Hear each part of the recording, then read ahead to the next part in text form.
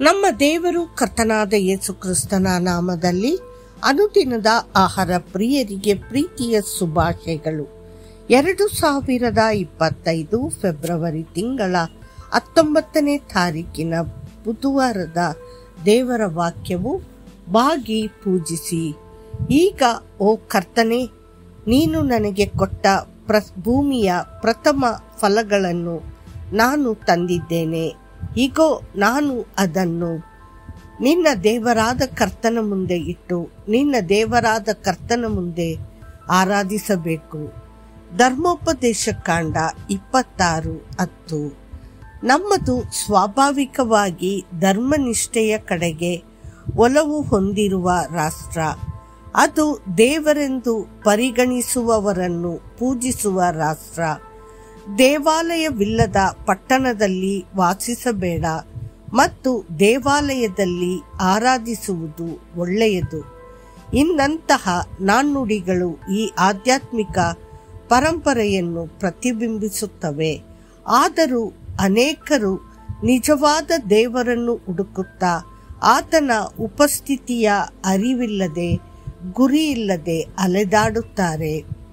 ತನ್ನ ಕೃಪೆಯನ್ನು ದೈವಿಕ ದೇವರು ನಮಗೆ ತನ್ನನ್ನು ತಾನು ಬಹಿರಂಗಪಡಿಸಲು ಆರಿಸಿಕೊಂಡಿದ್ದಾನೆ. ಅವನು ಇಳಿದು ಬಂದು ತನ್ನ ರಕ್ತದಿಂದ ನಮ್ಮನ್ನು ಶುದ್ಧೀಕರಿಸಿದನು ಮತ್ತು ನಮ್ಮ ಎಲ್ಲ ಪಾಪಗಳನ್ನು ತೊಳೆದನು. ಆತನು ತನ್ನ ಮಕ್ಕಳು ಎಂದು ಕರೆಯಲ್ಪಡುವ ಅಪ್ರತಿಮ ಸವಲತ್ತನ್ನು ನಮಗೆ ನೀಡಿದ್ದಾನೆ. ನಮಗಾಗಿ ಇಷ್ಟೆಲ್ಲ ಮಾಡಿದ ಕರ್ತನು ಪ್ರತಿಯಾಗಿ ಒಂದೇ ಒಂದು ವಿಷಯವನ್ನು ಬಯಸುತ್ತಾನೆ. ನಾವು ಆತನ ಮುಂದೆ ಪೂಜೆಯಲ್ಲಿ ನಮಸ್ಕರಿಸಬೇಕೆಂದು. ಆತನನ್ನು ಪ್ರಾಮಾಣಿಕತೆಯಿಂದ ಆರಾಧಿಸುವವರು ಮಾತ್ರ ನಿಜವಾಗಿಯೂ ಆತನ ಸಾಕ್ಷಿಗಳು, ವಿಶ್ವಾಸಿಗಳು ಮತ್ತು ನಿಷ್ಠಾವಂತ ಸೇವಕರಾಗಬಹುದು. ನಮ್ಮ ದೇವರಾದ ಕರ್ತನೇ ಒಬ್ಬನೇ ದೇವರು. ಅವನು ಮಾತ್ರ ಪೂಜೆ, ಸ್ತುತಿ, ಕೃತಜ್ಞತೆ ಮತ್ತು ಗೌರವಕ್ಕೆ ಅರ್ಹನು. ಆತನು ಮಾತ್ರ ನಮ್ಮ ಪೂರ್ಣ ಹೃದಯದ ಪ್ರೀತಿಗೆ ಅರ್ಹನು. ಆತನು ನಮ್ಮನ್ನು ನಮ್ಮ ಪೂರ್ಣ ಹೃದಯ, ಆತ್ಮ ಮತ್ತು ಮನಸ್ಸಿನಿಂದ ಪ್ರೀತಿಸುವಂತೆ ಕರೆಯುತ್ತಾನೆ.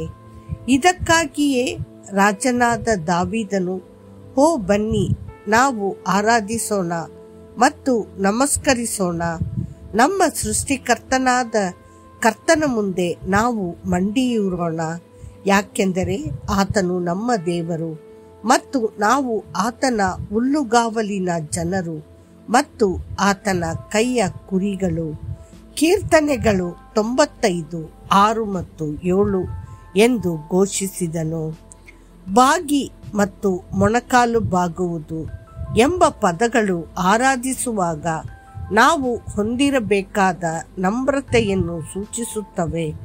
ಆರಾಧನೆಯು ಎಂದಿಗೂ ಹೆಮ್ಮೆ ಅಥವಾ ದುರಹಂಕಾರದಿಂದ ಇರಬಾರದು, ಆದರೆ ಭಕ್ತಿ ಮತ್ತು ಪ್ರೀತಿ ನಮ್ರತೆಯಿಂದ ಇರಬಾರದು. ಇದು ಕರ್ತನನ್ನು ಮೆಚ್ಚಿಸುವ ಅಲಂಕಾರವಾಗಿದೆ. ಸತ್ಯವೇದವು ಹೇಳುತ್ತದೆ, ಪವಿತ್ರತೆಯ ಸೌಂದರ್ಯದಿಂದ ಕರ್ತನನ್ನು ಆರಾಧಿಸಿರಿ. ಕೀರ್ತನೆಗಳು 96:9.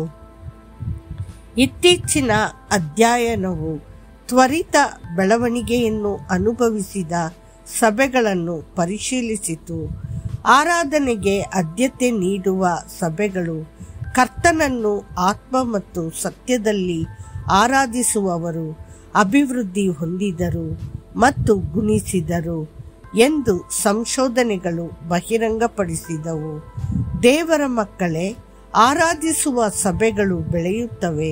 ಆರಾಧಿಸುವ ಕುಟುಂಬಗಳು ಶಾಂತಿಯನ್ನು ಆನಂದಿಸುತ್ತವೆ.